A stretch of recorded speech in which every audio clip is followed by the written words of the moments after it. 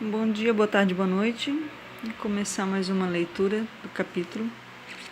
Agora o capítulo 8. A visita da Boa, excursão a Prospect Hill, o assado de mestre Frederico. Nos dias que se seguiram, procuramos transformar em óleo a enorme quantidade de banha arrecadada, operação feita longe de casa para não empestear os ares de Felsenheim com odores fétidos.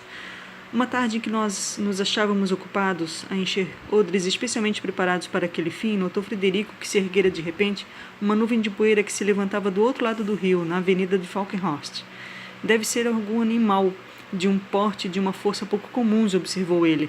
Além disso, caminha para estes lados. Talvez não passe de um grupo de 2 ou 3 carneiros, ou quem sabe se não será a porca que anda passeando, como de costume, com a sua ninhada. Não, replicou Frederico, vivamente. Não. Deve ser qualquer coisa de extraordinário, ou bem percebo os seus movimentos sinuosos. O animal enrola-se, se desenrola para avançar, adianta-se e para, caminha, mas é impossível distinguir-lhe pernas ou pés. Corri em busca de um óculo de alcance, assentando-o na direção em que se notava poeira. É uma serpente, anunciei, e de grandes proporções. Retiremo-nos imediatamente para o interior da caverna para maior precaução. Efetivamente, tratava-se de uma boa. Não se podia duvidar. Avançava tão depressa que já era tarde para pensar em retirar as tábuas da ponte, deixando o rio de Chacal entre ela e nós. Já víamos seus enormes anéis ao longo da margem. Tínhamos fechado cuidadosamente todas as entradas, refugiando-nos do pombal em virtude de sua elevação. Com um dedo no gatilho dos fuzis cujos canos passavam por entre as grades, ficamos atentos aos movimentos do inimigo. Reinava entre nós um mais profundo silêncio. A Boa, no entanto, avançando, sentia-se instintivamente a presença do homem e pudemos notar-lhe certa hesitação nos movimentos. Adiantou-se um pouco mais e veio estender-se diante da gruta, mais ou menos a 30 pés da porta de entrada. Sem atender a minha ordem, Ernesto visou-a e atirou-o, imitado por Rudley pela própria Elizabeth. Açoitado por aqueles 3 tiros, o monstro ergueu-se repentinamente, não parecia ferido. Atiramos então Frederico e eu, mais ainda sem êxito, porque a vimos deslizar com incrível velocidade na direção do charco dos Flamengos, desaparecendo no meio dos juncos. Um suspiro de alívio saudou a sua fuga. De um enorme peso nos sentíamos desembaraçados, no entanto a vizinhança da Boa nos causava grande inquietação. Determinei que ninguém se afastasse da gruta e proibi terminantemente que se abrisse a porta sem minha permissão. O temor ao nosso terrível vizinho reteve-nos durante 3 dias em casa. Foram 3 longos dias de alarme e de preocupações, durante os quais ninguém me desobedeceu às ordens. Apenas eu saí para buscar água, dando poucos passos diante da porta. Mas o feno de que tínhamos uma reserva para a alimentação dos animais diminuía de maneira assustadora. Resolvi, então, dar-lhes liberdade para que eles próprios procurassem alimento. O burro mostrou-se tão feliz ao ver um raio de sol penetrar na escuridão da caverna que abalou como uma flecha em direção da campina. Era um espetáculo cômico ver as cambalhotas que dava. Frederico, montado no onagro, quis lançar-se à sua perseguição, mas como o burro tomara a direção do charco, detive-o, contentando-nos em chamar o burro com a trompa. Foi inútil. Ele só queria saber de sua reconquistada liberdade e, como que impulsionado pela fatalidade, avançava aos pinotes na direção do Pantanal. Vimos então, com um choque terrível, sair dos juncos a enorme serpente. Levantou a cabeça à altura do solo, moveu a língua, como uma tríplice seta, depois de repentinamente se deslocou na direção do asno. Compreendeu então o pobre animal a extensão de seu erro. Pôs-se a fugir e a zurrar, mas sem os seus lamentos, nem suas pernas valeram coisa alguma contra o terrível inimigo. Em instantes foi alcançado, envolvido e como que esmigalhado pelos anéis que o comprimiam. Minha mulher e meus filhos emitiram um grito de horror e todos nos retiramos apressadamente para a caverna, de onde assistimos o horrível combate que se desenrolava. As crianças queriam a viva força intervir e tive que dissuadi-las de semelhante imprudência. Fiquemos aqui, onde estamos seguros, aconselhei-os. Esperemos que o inimigo engula a presa, que logo cairá em nossas mãos sem força e sem defesa. É impossível, objetivou Rudley. Jamais a cobra conseguirá triturar os ossos do burro e engoli-lo, porque ele é mais grosso que ela. Olhe, gritou Frederico, o monstro já está agindo. Não vê como está amassando o pobre animal? Não vê como reduz a presa às dimensões de sua goela, como faríamos com um pedaço de pão muito grande? Horrorizada, não quis minha mulher assistir por mais tempo a dolorosa cena, retirando-se para o fundo da caverna juntamente com o pequeno Fritz.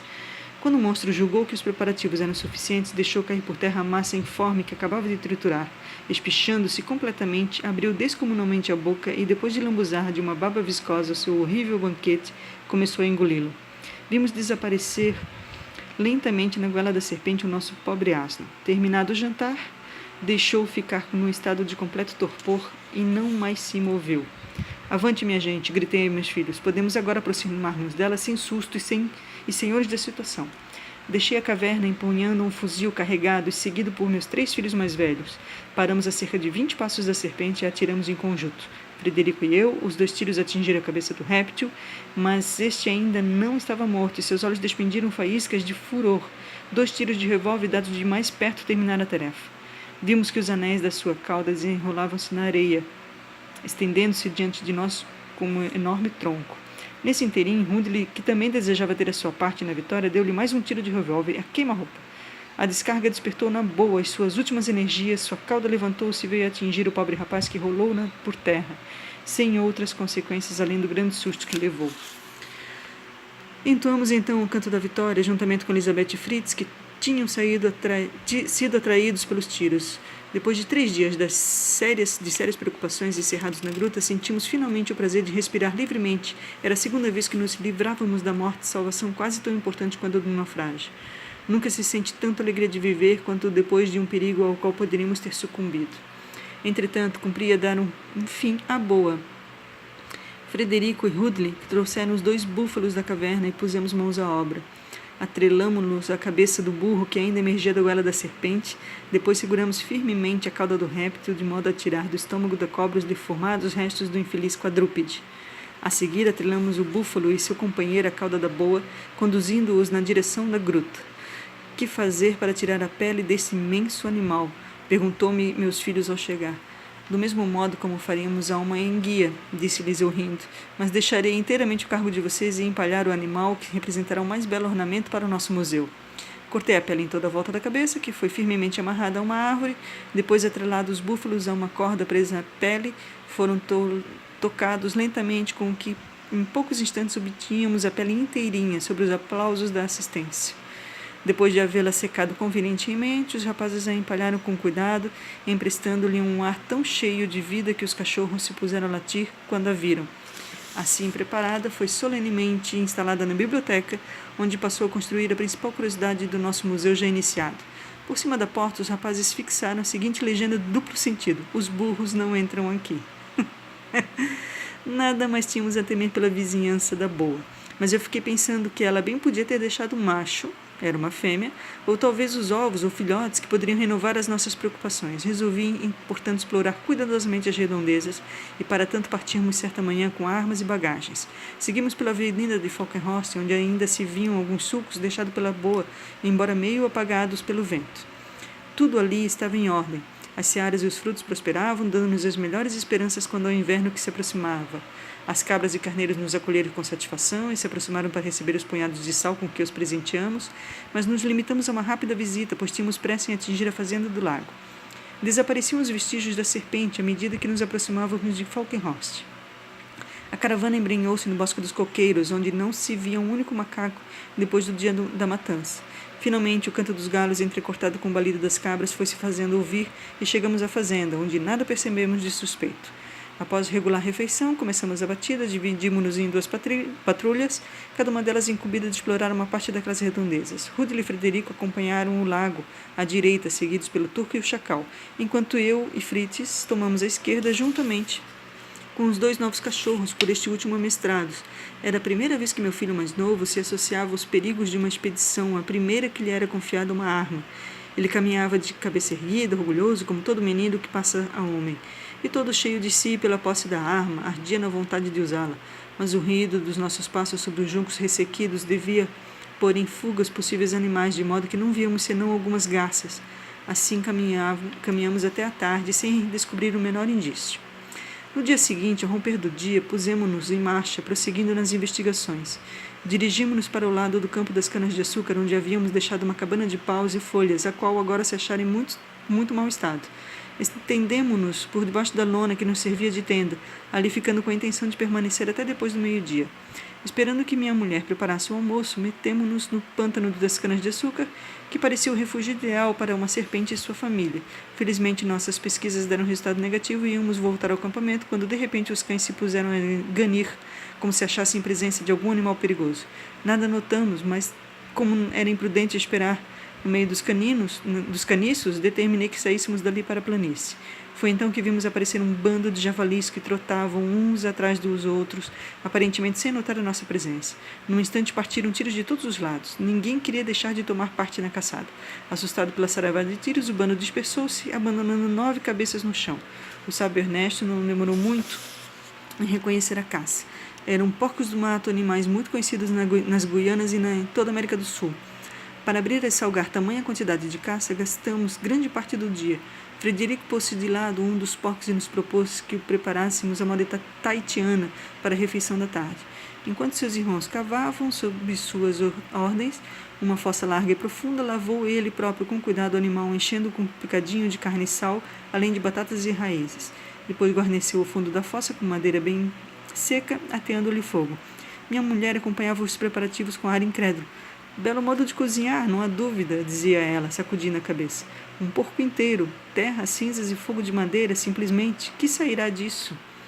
Quando ficaram terminados os preparativos, o cozinheiro-chefe envolveu a caça com folhas e cascas de árvores e em seguida fez nas cinzas uma escavação suficiente para receber o porco. Ali o colocou, cobrindo de pedras aquecidas e colocando por cima uma camada de terra, para impedir a penetração do ar. Minha mulher continuava a sacudir a cabeça.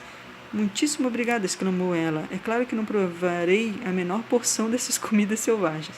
Não obstante, 2 horas mais tarde, quando por fim extraímos o assado de Frederico, afastando a tripla camada da terra, cinzas e pedras aquecidas que o cobriam, um cheiro delicioso esparziu-se no ar e nos impressionou agradavelmente o olfato.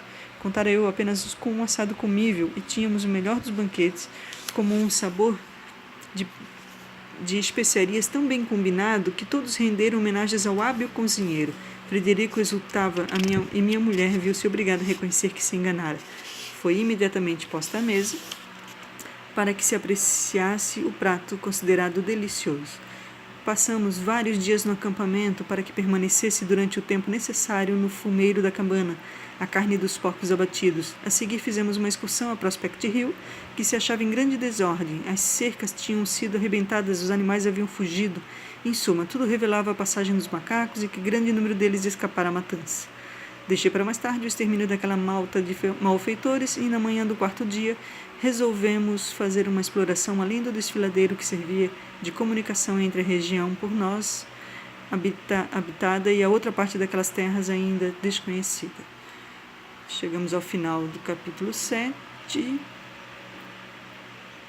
capítulo 8. Nós estamos na página 100 agora. E na página anterior tinha um desenho colocando por cima uma camada de terra. É isso aí. Até a próxima leitura. Até.